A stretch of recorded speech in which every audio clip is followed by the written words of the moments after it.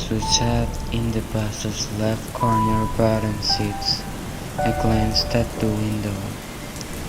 Cassidy, my best and basically only friend, was already sleeping. Nothing strange because she sleep deprived herself because of homework, and it was like 6 a.m. She buried her head into my shoulder. I doodled a bit in the window. It was rainy outside, so the window was foggy. The only things distinguishable from the outside was the lights of cars and such. I fell asleep too eventually. Hours passed. I wake up. Everyone except us is gone. It was so weird. I had to find what was happening. Even the bus driver was gone. I felt my stiff limbs in pain with every single movement I made. My eyes wide, pupils thin, my scleras big like two snowballs out of the fear and surprise I was experiencing. But even so, I was able to move Cassidy to wake her up. I whispered to her, Cassidy, wake up please. I don't know what's going on. Please, wake up. I was very surprised and scared by the situation surrounding us. How would I go back? I'm not good with directions and I don't know how far we even are. How would I communicate with the orphanage so they can pick us up? After all, this probably was pretty far from it and I didn't have a data plan. As we walked out of the bus, we noticed there was no one. Nowhere. It obviously felt very isolating. Like there was only the two of us here. We were nearby a muddy, old-looking manhole cover. Cassidy said, still sounding tired but a little bit less now. Okay, I think we should. My blood froze as I noticed something holding my arm tightly, which was also holding Cassidy's neck. It was a strange, metallic, claw-like object. It dragged us to the manhole. Time passed, hours even, until we finally regained consciousness. We woke up, tied to chairs through ropes, a silhouette slowly walking closer to us, to reveal a girl with straight neck-length dark red hair, it having a side bang that covered both of her eyes and part of her nose. She seemed to wear a school uniform, having a white polo shirt with a black vest, a black skirt, white knee-length socks with a single black striping, and black fancy shoes. She turns at us and starts walking in a very weird, to say the least, manner. Hello, new friends, she said to us, voice shaky and seemingly containing excitement. You'll now be here with me forever and ever and ever. Isn't that great? She said with an excited voice, yet a sickly sweet and soft one. Then giggled. I looked scared, my hands slightly shaking and my palms sweating. Outside so bad for new friends. It worries me.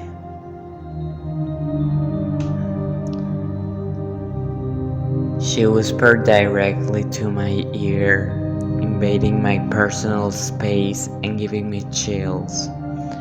Cassidy was unfazed by this. She said in a bored and mildly annoyed tone, "Hey, you dumbass. Oh, let us out." She turned to Cassidy almost immediately. She said in a hissing voice, "No!" Then her tone goes back to that shaky one, but now it seemed more out of fear. No friends. Loneliness. Can't have that in here. Please. I plead to you. Surprisingly, I felt empathy towards this girl. How much was she in here? Is she really that bad? I thought, before speaking once again. Hey, we can stay here, buddy. Just we need you to agree to one condition. She turned her head against me and pat my hair. It felt really weird. Oh, really? What is that condition? She said, strangely more excited than before. I answered, "Untie us and we will stay, maybe even be friends."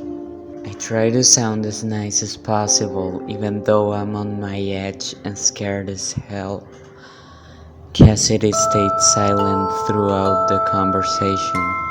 The girl quickly untied us and gave us a big hug, giggling out of joy silently.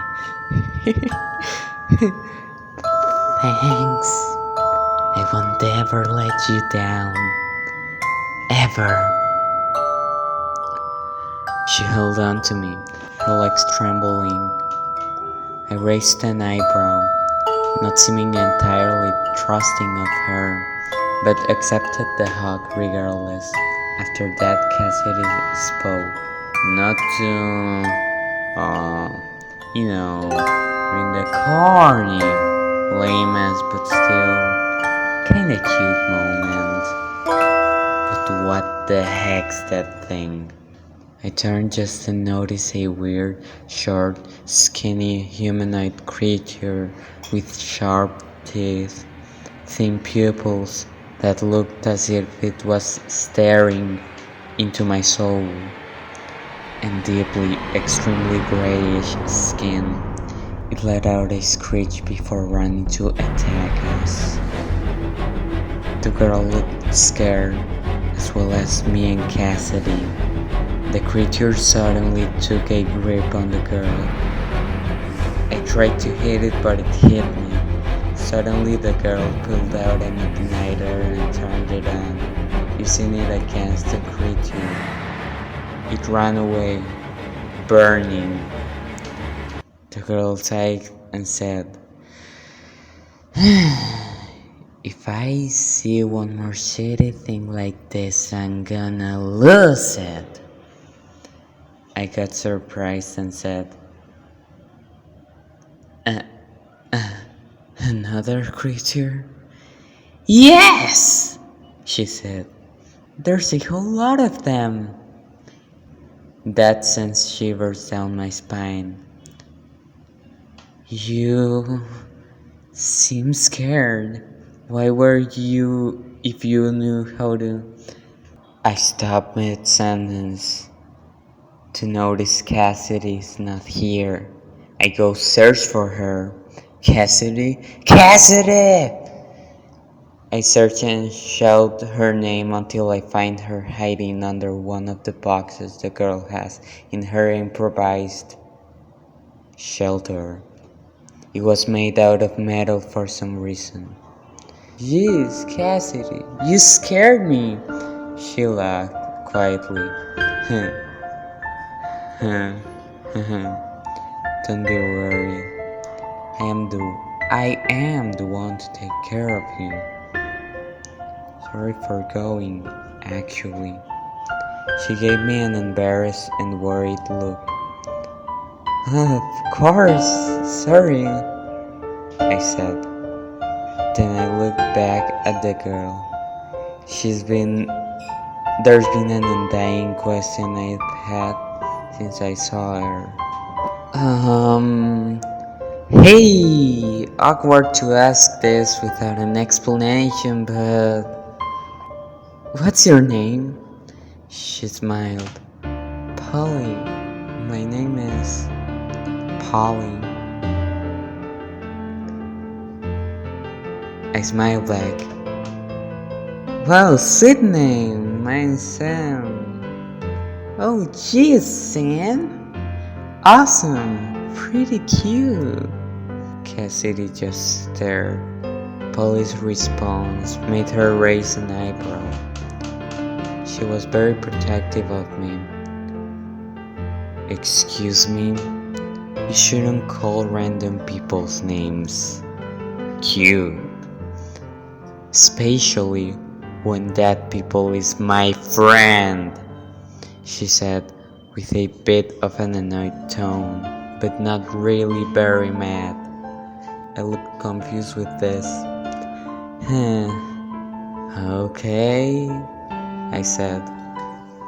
What's your name, by the way? Sam yelled it not long ago, but I was somewhere else, and I already forgot.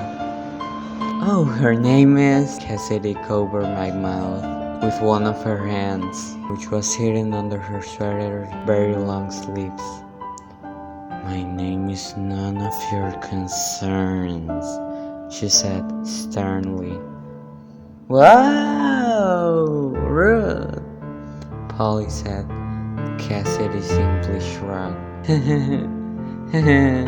Excuse her, I told Polly, then whispering, she isn't the kindest. Let's leave it at that. She giggled. It's okay.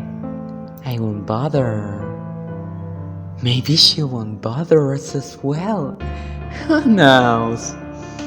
She then cupped my face with her hands and said in a shaky, possessive boast tone, anyways, just know that I'll do anything for my new friends.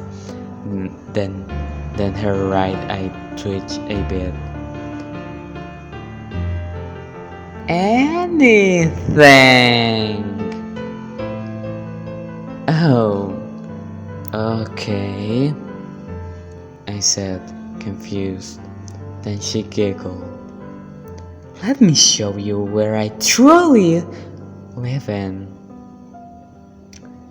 She suddenly grabbed my hand forcefully, gripping it tightly, then turned at Cassidy. Hey Cassidy, are you coming with us? She smiled creepily, tilting her head to the left side.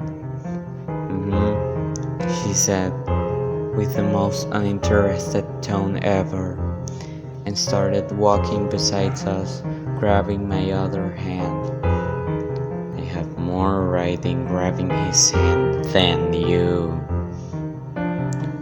Polly giggles and whispers something I couldn't quite hear to Cassidy, which left her kinda worried. She then whispered to me, I think we should get out of here. Polly somehow heard and said, it's dangerous out there. And you two made a promise. You wouldn't want to break a promise, would you? Let's keep walking! I swallowed hard. Let's keep walking. As we kept walking, Cassidy's mood slowly came back to normal. Hey, Polly, or whatever you're called, do they have beds where you live in? Cassidy asked. Then Polly laughed. Well, maybe. Who knows? Cassidy then looked confused. That's a very vague answer. After some time we get there. It was a very dirty bunker. Papers with nonsense, notes and drawings on them. The walls, if they could be called like that, all with cobwebs and spiders over them, painted in black. How did she get the paint? Was it always painted like that? There was also scratches over the walls. Somehow, it all seemed weird. Cassidy smiled a bit then. Wow, your place is a mess. Kinda cool though, she said, admitting she liked it a bit. Make yourselves comfy, she says, then whispers to me, especially you, Sam. I look at her with a confused expression as she then lets go of me and sits on a nearby chair. How the heck you get so much stuff? Like, this is practically an underground house. And also, how did you even get here? Isn't a bunker a military? She cuts me off. You're freaking out, Sammy. We'll have a lot of time to discuss it. Or well, at least before it comes for us. I looked confused and a bit thrilled. It? What do you mean? Polly's face turns concerned. Her tone gets less upbeat. Oh, right. I didn't tell you.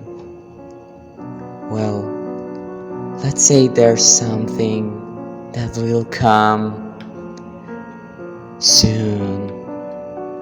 She sounded dead serious.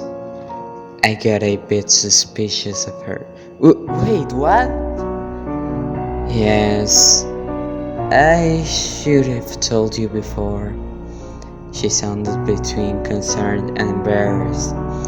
Well, it's predicted a giant, weird creature will destroy everything on the outside world. Only the sewers and the concrete safe. And when that happens, there will be nothing to do about it.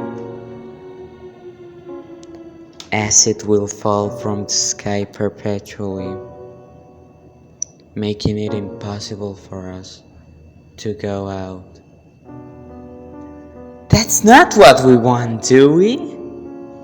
So we gotta work hard to not make that happen, or keep hiding in this comfy house. I look rather suspicious of Polly, but Cassidy seems the most skeptical out of us two. That sounds like the most half-assed prophecy lie ever. Polly sighed switch. It isn't! I told you, Cassidy! It's real! It's gonna happen! She suddenly sounds desperate, voice growing louder. Cassidy just rolls her eyes. Whatever. I sit on a nearby couch, not saying or doing anything, wondering what would happen if Polly's prophecy is true. What would happen to all the innocent lives that should have been saved? I quickly tried to ignore that thought and focus on something else. The lights went out.